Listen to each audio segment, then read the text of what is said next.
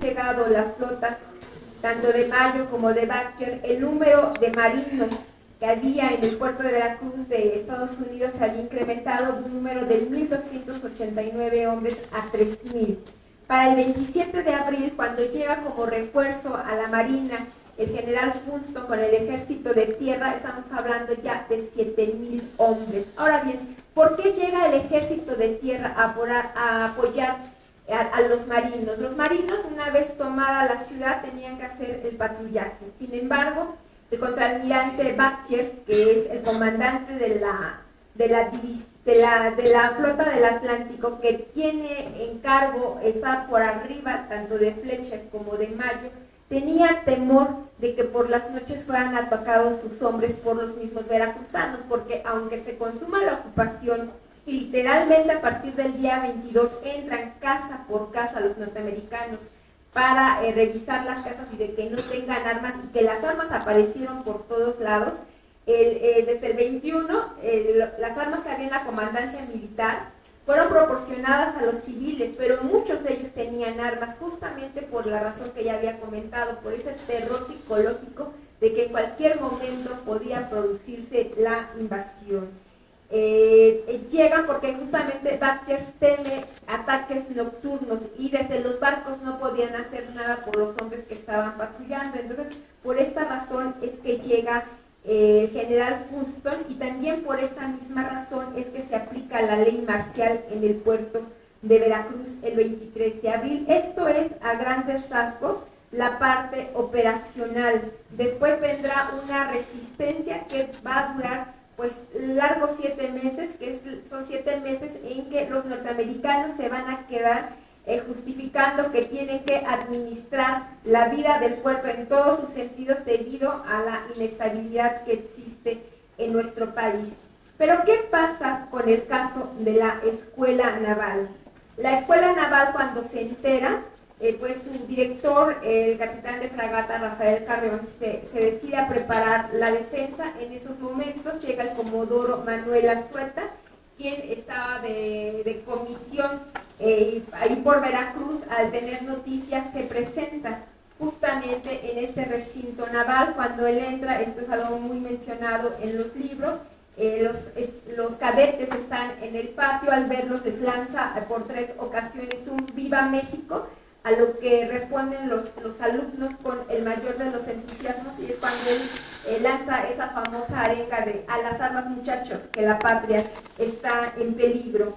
A los cadetes los reparten en los dormitorios que están en la planta alta del edificio, que da justamente lo que en ese momento estaba en construcción, el mercado de pescaderías. ¿Por qué? Porque desde ahí ellos podían ver cómo están desembarcando los norteamericanos y que algunos ya están posicionados en la aduana marítima, pero también porque desde ahí les están disparando.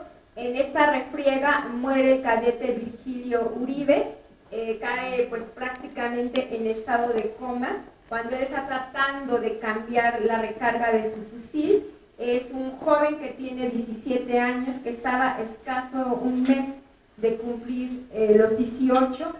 Por su constitución de niño, prácticamente a él no, está documentado en las cuentas, a él no lo querían poner en la defensa, en el dormitorio. Sin embargo, él lo pidió, y por eso es que, bueno, lo dejan, pero de hecho no lo querían poner precisamente porque era de los más pequeños que tenía la escuela. Estos jóvenes cadetes, aunque tienen ya una preparación teórica en el arte de la guerra, realmente nunca han estado en una guerra, por lo que no es lo mismo leerlo que llevarlo a la práctica, y se estaban enfrentando a gente que está muy bien preparada. En el caso del teniente José Azueta, me voy a permitir leer un fragmento de una carta que escribió el comodoro Manuel Azueta sobre su hijo.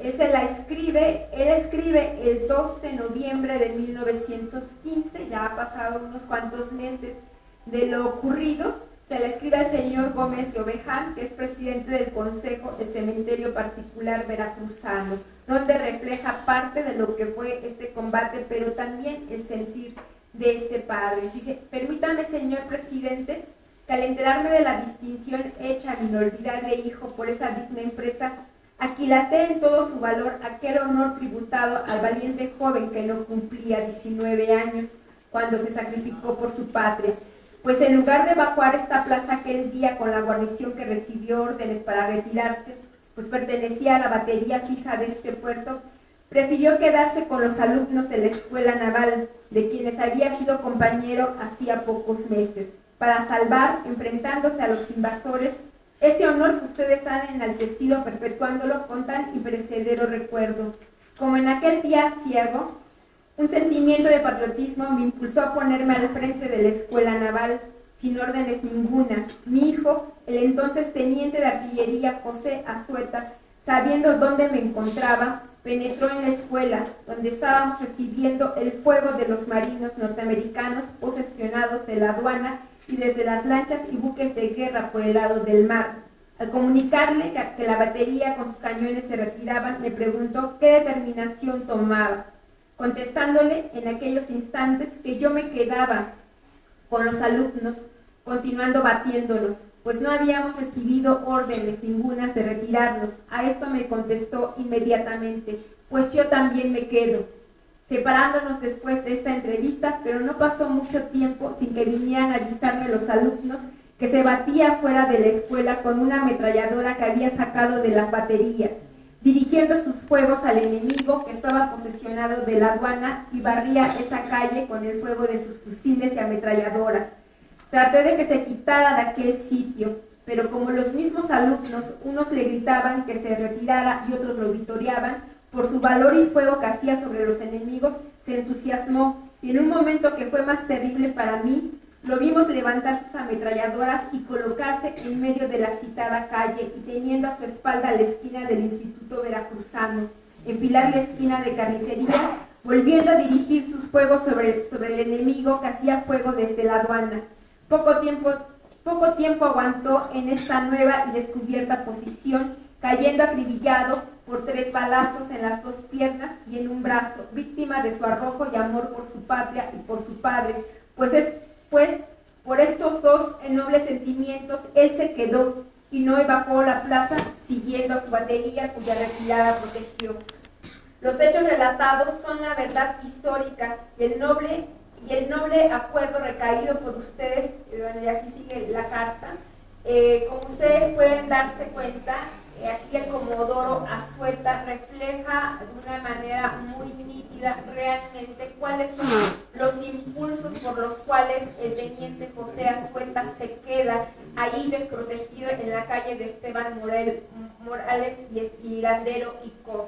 Es por el gran amor que tiene a su patria, está peleando a un lado de la escuela naval, que ha sido su alma mater, de la cual había causado baja unos meses antes porque él mismo la solicitó, en razón de que había sacado malas calificaciones, había caído en un estado de depresión y que las malas calificaciones tenían que ver con motivos propios de un joven de casi 19 años que, bueno, se trasnochaba, a veces no cumplía con todos los deberes militares, pero qué joven, yo me preguntaría a esa edad, él no lo hace. Por esa razón él causó baja de la escuela naval y solicitó causar alta en el ejército, en el cuerpo de artillería, ya que él era un excelente artillero desde su posición.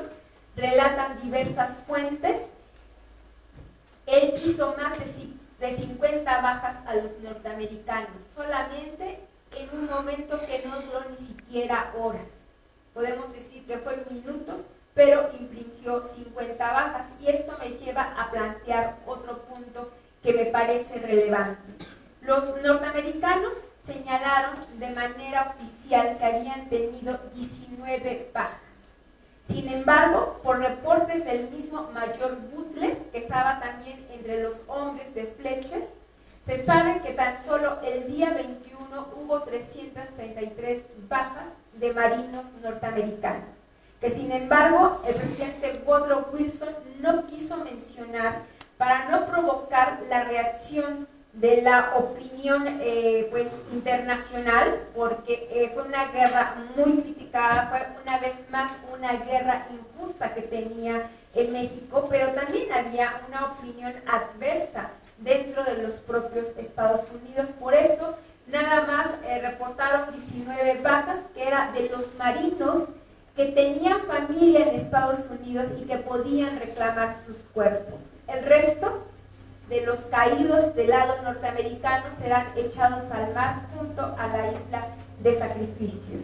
Del lado mexicano también no se ha podido contabilizar con exactitud cuántos muertos, las fuentes difieren, pero la mayoría apunta que fueron entre 300 y 400. Sin embargo, quizás será uno de los enigmas con los que nos quedaremos cuando ocurre una tragedia de esta naturaleza. Veracruz se volvió un caos, había desorden, empezaron a escasear los alimentos, las medicinas, la ayuda médica no fue posible para todos los heridos, y una muestra fue también el teniente José Azueta, quien tuvo que ser atendido por el doctor Cuervo en su casa, y justamente por no recibir una atención pues de primera, como tenía que ser en un hospital, es que sus heridas, que no eran de muerte, se infectaron y él muere el 10 de mayo. Antes es cuando el contraalmirante Fletcher, al tener conocimiento de la actitud tan heroica de este joven teniente, pero que además era hijo de un alto mando de la Armada, le manda uno de sus mejores médicos que tienen ahí en los buques norteamericanos, del buque Hospital Solar. Sin embargo, el teniente José Azueta se niega a recibir la ayuda de un médico que es el enemigo de su patria, y todo apunta en las fuentes en que en realidad sí dijo aquellas palabras que ustedes bien conocen, que se larguen de sus perros, que no va a permitir que profanen ni su casa ni su cuerpo. Y el 10 de mayo muere el teniente José Azueta. Esto hay que resaltarlo. Cuando en el puerto tienen noticia de que ha muerto, prácticamente todo el pueblo se vuelca hacia las calles, para poderlo acompañar en el funeral, a pesar de que saben que existe la ley marcial. Los norteamericanos no pueden impedir que la gente salga a las calles, y las fotos en ese sentido son muy elocuentes. Se ve plagada las calles de gente que acompañan a la familia de José Azueta en este momento tan doloroso. A través del cónsul Canadá se le hace saber al comodoro Manuel Azueta, quien ya se encuentra en la Ciudad de México. Debemos de recordar que cuando el día 21, después de los combates que se dan entre la Escuela Naval y los norteamericanos, ellos a las 7 de la noche deciden retirarse hacia Tejería. Saben ya para esos momentos que allá se encuentra el general Gustavo Mas, y porque también el comodoro, y así como el director de la escuela, el capitán Carrión, consideran que no es necesario sacrificar las vidas de todos estos cadetes, que en total aquí tengo el dato, ese sí lo anoté porque la memoria a veces de repente me traiciona. Hay 71 cadetes, con los demás personal que había en la escuela, 128 en total únicamente. Le comunican a través del cónsul Canadá entonces al comodoro Azueta que su hijo ha fallecido, que le otorgan todas las seguridades para que él pueda entrar al puerto para acompañarlo al sepelio, a lo cual no acude el padre del teniente José Azueta. Yo aquí quiero resaltar, y es algo cuando hablo de esta parte que hay que resaltar también, no solamente los aspectos económicos, políticos y militares de una guerra. Yo creo que también es muy importante resaltar la parte humana, y creo que el hecho de que la población se haya volcado a las calles con la muerte de José Azueta, un joven que mostró un heroísmo encomiable, también da cuenta de lo que estaba sintiendo esa población. Muchos de ellos perdieron a padres, hermanos, hijos, conocidos en general. Por ejemplo, otro momento que también para la Marina le llega con mucha profundidad es cuando el comodoro Manuel Azueta llega a la Ciudad de México, porque después de que llegan a Tejería van a tener que caminar por las vías del ferrocarril hasta que pueden tomar el transporte para poder llegar a la Ciudad de México. Ahí lo estaba esperando el padre de Virgilio Uribe, el Fego Uribe y Soledad Robles. Cuando ven a Azueta, el padre se acerca y le pregunta que qué recuerdo le trae de su hijo. Entonces el comodoro le enseña la manga de su chaquetín, que está manchada de sangre, y el padre de Virgilio Uribe se acerca y besa en repetidas ocasiones ese chaquetín y dice, murió por su patria. Entonces, perdón, pero esta parte a mí siempre me conmueve mucho, porque muestra justamente lo que debió haber sentido toda esa gente que vivió justamente los estragos de la guerra. Esta invasión se ha minimizado porque únicamente fue en el puerto de Veracruz, porque no avanzó, porque no había fines territoriales, pero fue una guerra como cualquier otra, en donde una vez más el puerto de Veracruz, su población civil, quedó sola, y por eso recibió ese cuarto título de heroica. Y es justamente por esta razón que también la Marina quiso no dejar que pasara desapercibido este acontecimiento que se produjo hace 100 años. No recibieron todos esos cadetes, todos esos hombres, todas esas mujeres y niños que dieron su vida en aras de la patria y cuyos nombres no hemos podido recuperar en su totalidad. No recibieron los homenajes que se merecían. La historiografía de México los ha dejado de lado. ¿Por qué? Porque sucedieron dentro del conflicto de la Revolución Mexicana, y nuestros historiadores, desafortunadamente por desconocimiento, le han otorgado muy pocas líneas. Pero no solamente a la historia de Veracruz, a la historia de la Marina no se han querido dar cuenta también nuestros historiadores que México tiene amplios litorales y que hemos vivido prácticamente dándole la espalda al mar. Tenemos una historia marina muy rica y que muchas lecciones nos puede dejar, también junto con esa historia terrestre. Y perdón, creo que me emocioné un poquito, y con esto yo dejo mi participación.